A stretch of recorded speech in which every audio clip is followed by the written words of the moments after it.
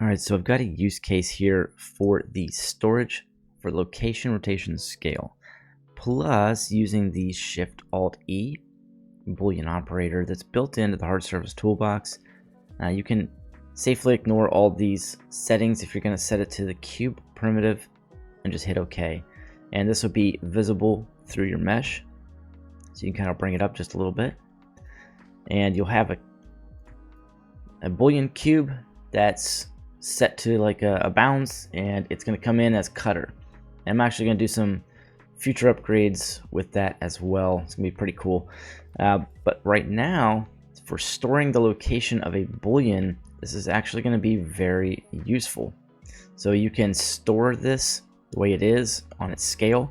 If I want to scale this out on the X and go ahead and cut through, I could store that cutter in that way. Now that's pretty fun, and it gives you a way to not only recall it, but if you were to grab the cutter and hide it, you can still iterate that and look through, which is pretty neat. So if we go ahead and now take this, and I've added the bevel presets from Bevel Magic 5. So if you were to bevel this, you can add a 3ds bevel to it. And let's just say we turn it off for a second. I'll jump into Edge. I'll grab an edge.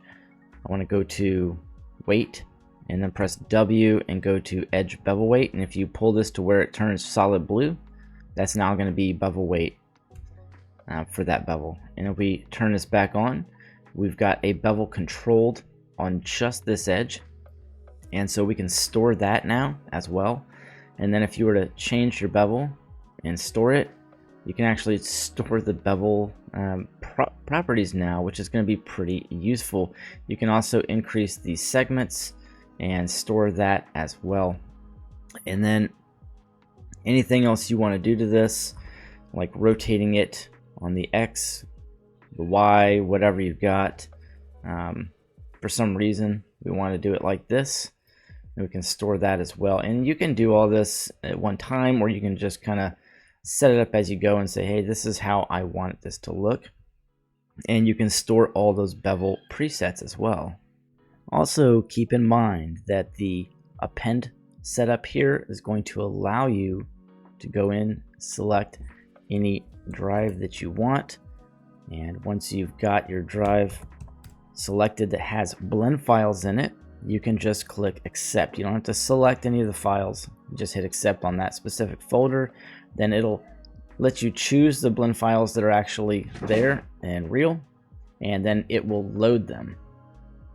And this is designed, let me grab this one. This is designed to load collections only at the moment. So what you can do is you can throw in a collection of cutters. You can throw in like all the mechs and stuff. This file is on there, so if you want to pick up this file, it's available. It's just some generic stuff I did just to kind of start people off. Some basic objects in here, a little TIE fighter that I made you can play with, and some different things. Now, that being said, if you go into, let's see, just go to my desktop, and I should have a GeoNodes folder here. This has got a few more blend files in it, so I'll hit accept, and it's going to load all these. So now I've got just a ton of different things, and anything I want to load, it's going to have a folder in it. But as long as it does, or excuse me, a collection, then you'll be able to append all of that stuff in. And before we go any further, I wanted to show you guys Boxit 1.0 procedural boxes for geometry nodes. And if you guys are interested in this, you can go get it for 0 while it's still 0. And there will be some future upgrades to it. There's going to be a texture that comes with it you can download. So if I just came over here and dropped in a cube real quick and pulled up Boxit, you just got one button so far. So you click Boxit and then click from custom object to collection, and it's going to drop that in a collection, and you'll have a little box here set up.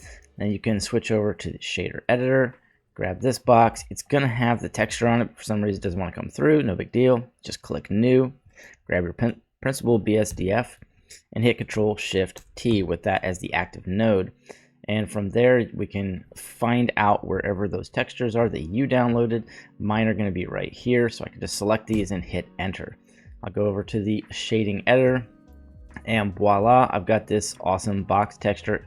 And then all you gotta do is highlight this mesh again, and what's gonna happen is the add-on will pop up. If you don't have it selected, then it's not gonna pop up, just to keep the screen clear.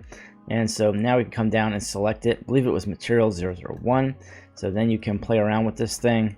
You can shift the piles, you can make the count go higher, and if I want to spread these out just a touch, I can do the X and Y. Oops, not that one. That's why I'm glad it's geometry nodes, because you can right click off and kind of save your tail. Then we spread these out, and then we could increase the probability as well, how many of these are going to show up. They will clip a little bit, so you kind of got to play with it, but once you get it right, you'll be happy. And then you can rotate them to give them a more natural look, and then if you want, you can increase how many are there.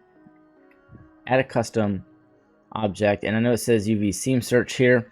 That's an explanation in a different tutorial. So that being said, you can go pick up that add-on gratis, so go enjoy it. And so now being able to scrub through here and kind of change how the bevels actually end up looking is pretty important, and it is storing this bevel in a custom folder in a sub collection with properties from this, along with the rotation, the scale, and the location of.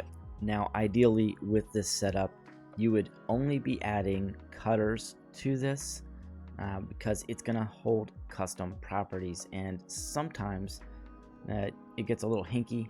I'm not sure if it's 4.0 yet. I'm going to have to go through the code, but if I clear all this by hitting the reset, or you can just minus out and add this, and I'll scale it just a touch and add it again and see that works fine. And I'll grab the second object, which isn't really supposed to work this way, and I'll add the second object in and then move it down a touch and then add it.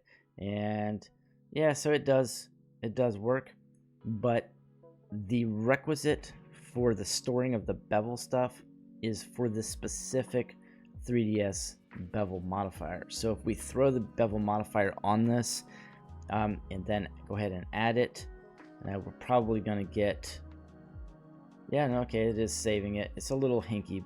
You may have to put the 3ds bevel on this one as well, because it's just how it's calling for it right now, which is no big deal because you're going to want a bevel anyways. And then you can put level 1 on this to make it look nice.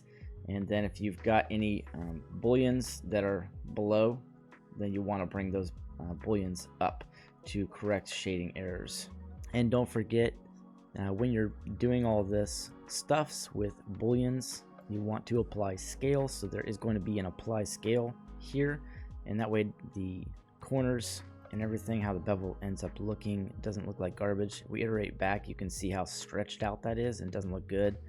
So you just apply the scale and then you'll get the bevel properly. Then you can go in and you could shade this auto smooth or flat just to keep the shading good while you're working on it.